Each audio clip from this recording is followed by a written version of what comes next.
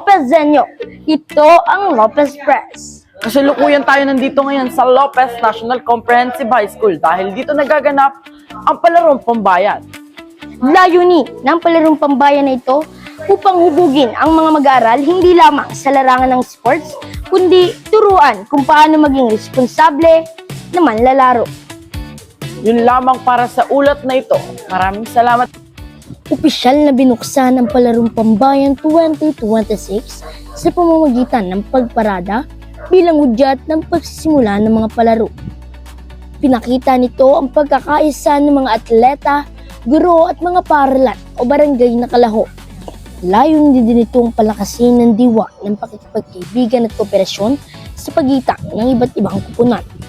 Pinakita rin ito ang disiplina at sportsmanship ng bawat kalaho.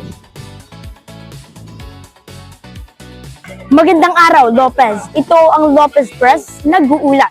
Narito tayo ngayon sa Plaza Lopez Quezon at kasalukuyang nagaganap ang Palarong Pambayan 2026. Para sa mas maraming ulat, live tayo kay Carl Aguilar. Carl?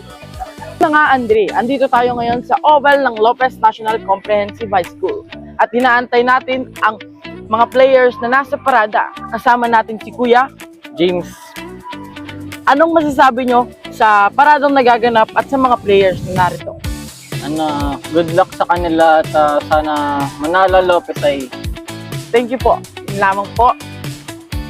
Kasalukuyan natin kasama si Jarnet. ano po bang masasabi niyo sa palaro at sino po ba ang inyong sinusuportahan ngayon? Sinusuportahan namin dito ngayon ay si Atina na lalaro ngayon sa Pambayan sa Athletics.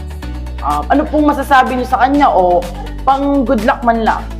Good luck sa kanya at galingan niya para manalo siya. Maraming salamat po. Ito po ang ulat ngayong araw.